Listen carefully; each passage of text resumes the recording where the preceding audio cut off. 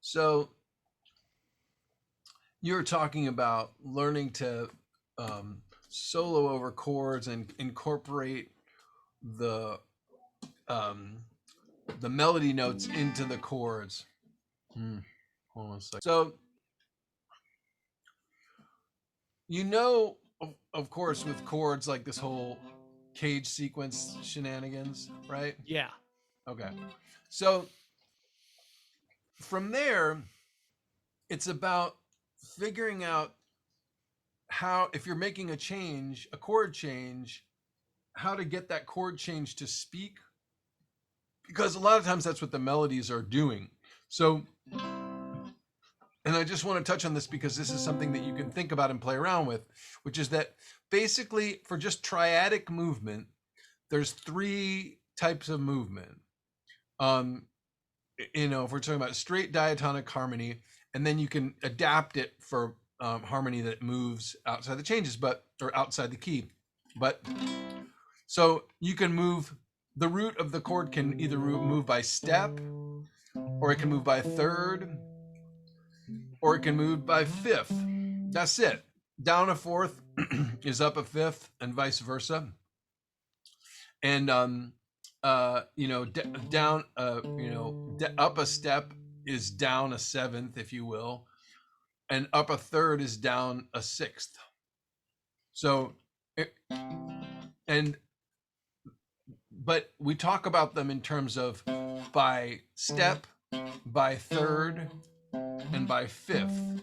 And there's a good reason to talk about them that way and leave sixths and sevenths and fourths out of it, because it's easy to remember. It's more basic as well, but it's also easy to remember the rules of the harmonic voice leading, is that the voices will always move in opposition to the bass.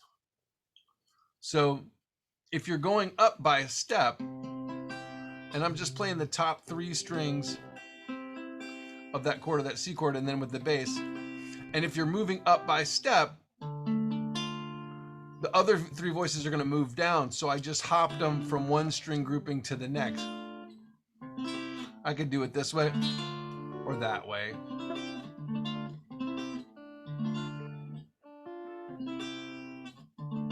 Right? And just leave that top string out of there. So you're hearing the voice leading is.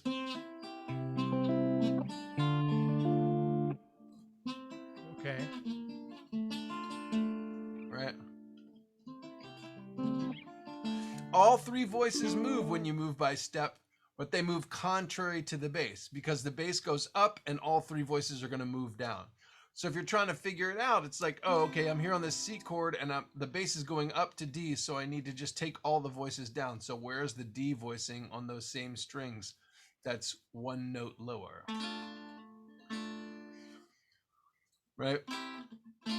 And then, like the opposite being that, let's say instead you're going to go to B flat, right? Yeah. So the bass is going to go down a step, right? Even if in the bass, like a bass player is playing that by going up a seventh, this rule still applies. And this is in terms of just most elemental voice leading, and this is going to that question of, we were talking about, like, oh, what makes that chord change happen in that Zappa tune? Oh, it's having the melody on the top move in opposition to the bass. Yeah. And so to find the chords that move in opposition to the bass, so that you can generate these melodies and figure out how to find them, not just find the melodies within the chord shapes, but plate the melody and then find the chord shape around it, right? So first we went up by step to D minor, and so the voices went down. And now if we go from C and we're going down to B flat in the bass, the voices are all going to go up in opposition to the bass.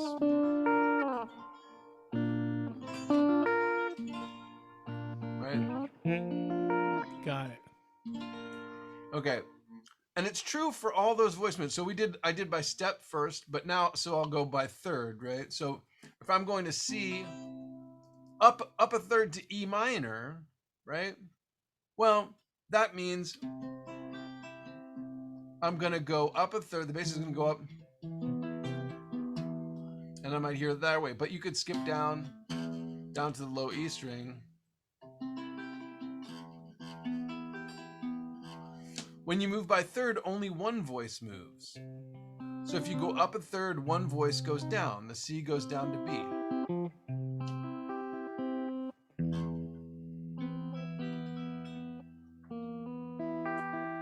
Yep. Wow. Right. And the opposite is true. If you're going from C to A minor, you're going down a third.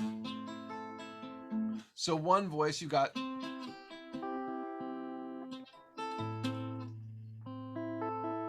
There you go.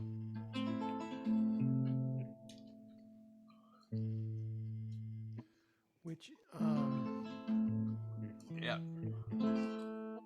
so in this case, that was going a sixth, like we were talking about. Yeah, except you're going a third down. You're Third not down is a six up. Yeah. Oh shit! I see. Yeah. And that's why it's important to be thinking, oh, it's either a step or a third or a fifth, because then it's easy to remember. Oh, if I went a third down, then the one voice it's going to move is going to go up.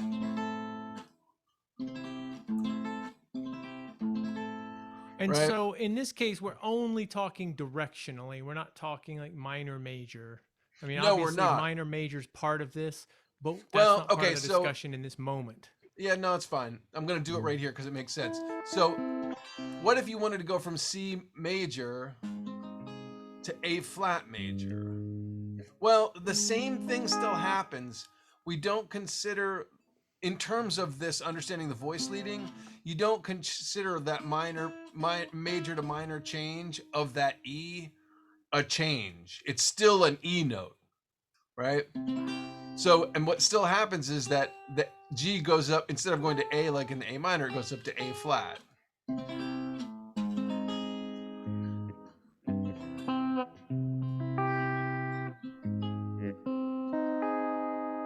Huh. Right. Wow. So G goes up to A flat. Uh-huh. E goes down, but it's still an E, right? It's one of the things that makes that change interesting, you know? Wow. I have never had anybody show me this before. Cool. Or you can go from Yeah. C. Okay, so we went down. So here we went. So we went down. We went down a minor third. You know, C down to A minor, and to wit, like if you went to A major, the C would go up to C sharp.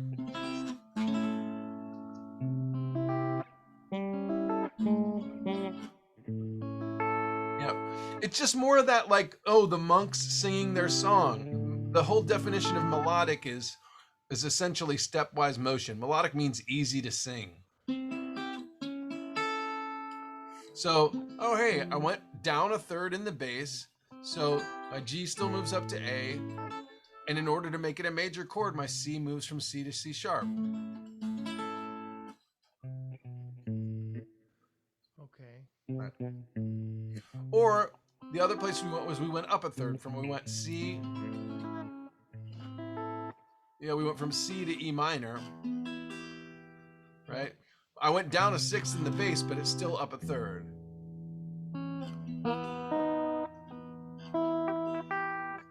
Well, if I go from C, instead of going from C to E minor, what if I went from C to E flat major?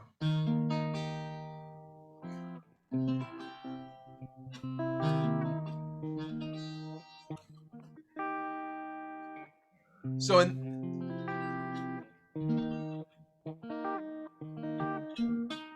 yep. So same thing happens is that when I go from this C to E major, well, the E becomes an E flat. We don't consider that a change because it's just a minor change, major minor change. The note name doesn't change. The G stays the same, right? You can see it this way.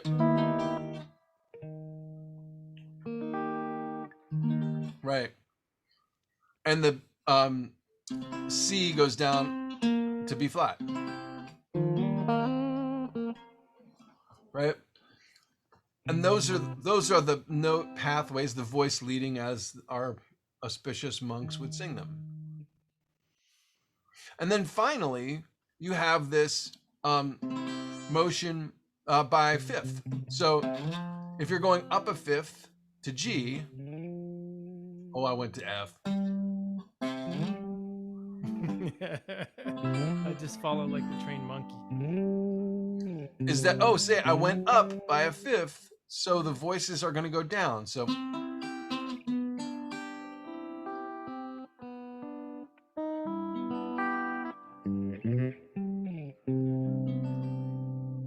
again, they move in opposition to the bass, but it's important to think, even though like we're guitar players and we're moving the voice, the bass note by a fifth down or by a fourth down to go to that G, the fifth is between C and G above. So it's going to go in opposition to that fifth.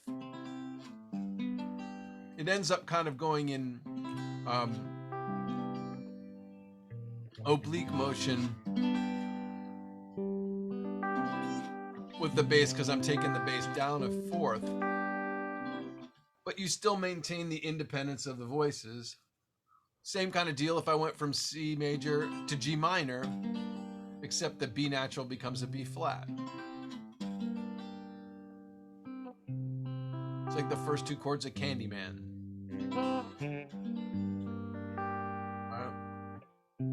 And no matter what inversion you have it in, like if I'm up here on this C, right? Oh, okay. It's going to be, up to there.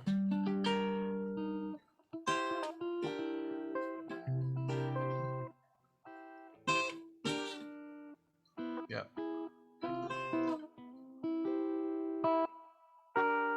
Right.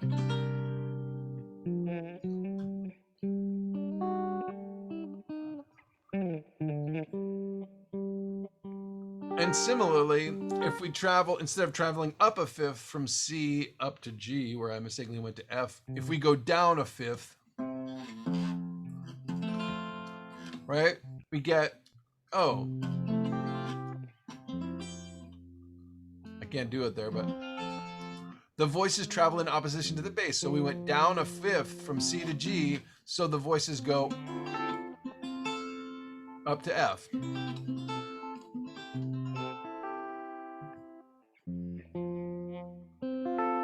Yeah, right.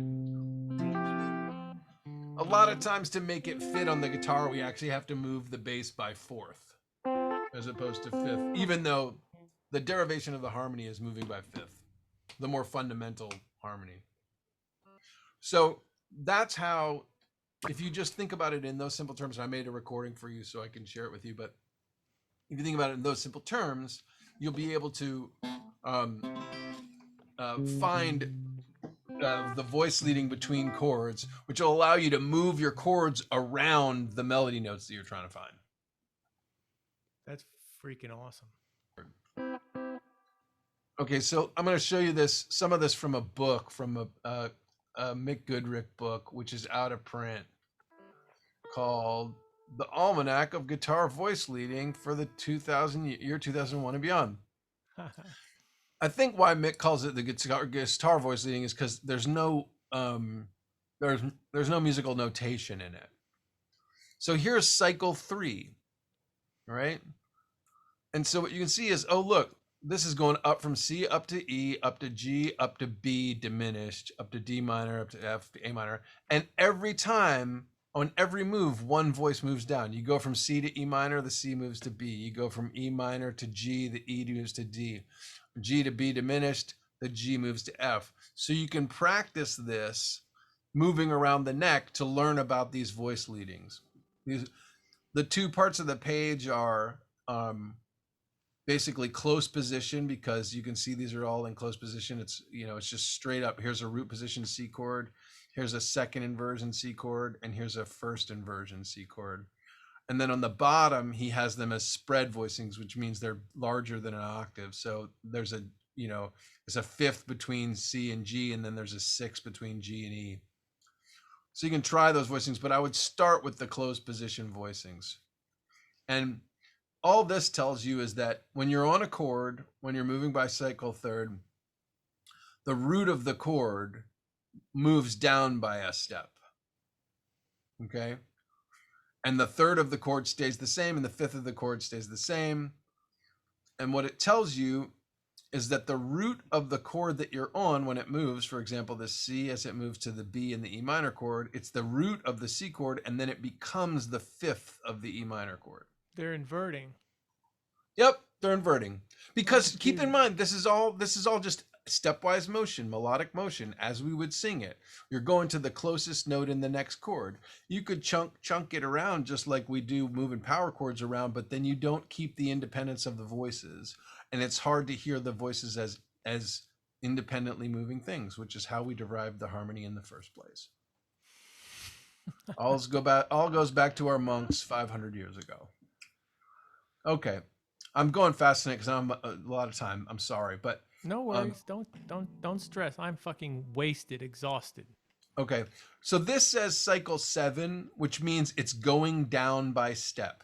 Obviously, you could do the cycle 3. If you play this one backwards, if you start on this C and then go to this A minor and go backwards, then you get cycle 3 with the bass descending. C goes down to A, right? Or I should say C goes down to A, goes down to F, goes down to D minor, but just play the page backwards.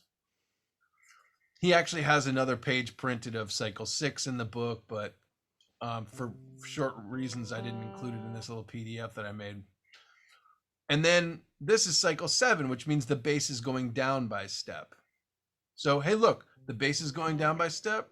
The voices are always moving up. Always, always, always moving up. Chip, chip, chip, chip, chip. Right? Every time. All three voices. Right? So with thirds, when you're dealing with the movement by third, one voice moves. When you're moving with the movement by step, all three voices move. You can look at the same kind of thing. So like you're on the root of the chord, it moves to the second of, it moves up a second. The root of the chord moves to the third of the next chord, etc. And then this is cycle 5, which means you're moving up by fifth in the bass. And lo and behold, when you move up by fifth, the voices move down.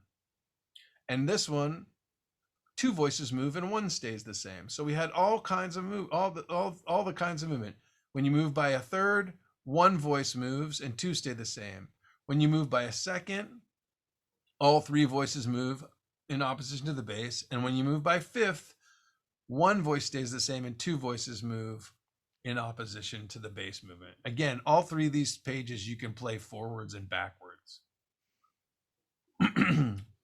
Now, just to show you, because I dropped this file on you, this is where Goodrick gets bananas, and this is why he thinks of this as like the voice leading for the year 2001 and beyond. These are 3-part fourths. And there's all this crazy business that he figured out about how to move most stepwise between those type of voicings. Here's 3-part fourths moving by fifth. I just made this for somebody at one point to show them the madness that was in this book by Goodrick. Here are spread clusters, which means to say that these are chords that are made up with this is just, it goes, the spread cluster is B, C, D, E flat. And the idea being that you can play chords like that, but you end up using a lot of sevenths. This one doesn't look particularly spread neither. Oh, these are 4-way close, so the cluster is right there. It's funny because the B would be kind of under. There's the close position of that right there. B, C, D, E flat. Try to play that on a guitar. You could arpeggiate it, but it'd be a tough grip to come by. I was gonna say. Okay, I know these are insane. I'm just showing you these because they're in the file that I just dropped you, but I wouldn't. Gotcha. And they're nuts. Like, it's really hard to hear the independent parts. This stuff, this first stuff here that we were looking at and I described, that comes from Europe in the common practice period. It's established. This is like known, established pedagogy. This is Goodrick kind of taking that idea and saying, what if you applied that to 3-part fourths? And there are a lot of questions about how well we can hear the independence of that, and also whether or not harmonic hearing depends upon the structure underneath it of triads. Like when you hear this chord that has C and G and D in it, probably you're going to hear that chord as a C sus2, depending upon the context that happened before and after, and what's going to make the movement of all the voices clearest. I don't know. You're going to have to listen to that and decide for yourself. Anyway, I just wanted you to have this so that the stuff that I was showing you on the guitar neck, you could have an approachable way to look at it and remember it. And I would just take one of these pages. Take cycle 3 first because it's just one voice moving, and just follow that. Like take it on a set of strings and move.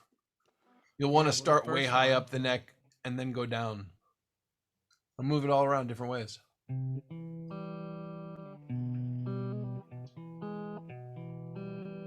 Right. Yeah. Right. Of course. It's classic, right? Yeah. All right. I should go. Is there anything right. else that I can do for you tonight? I'm good, man. I am happy camper. Cool.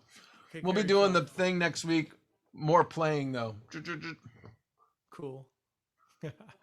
So I look forward to hearing the that first tune we worked on and a couple of the other ones I sent you. Okay. Ciao. Take care. Have a good week. You too. See ya. Ciao.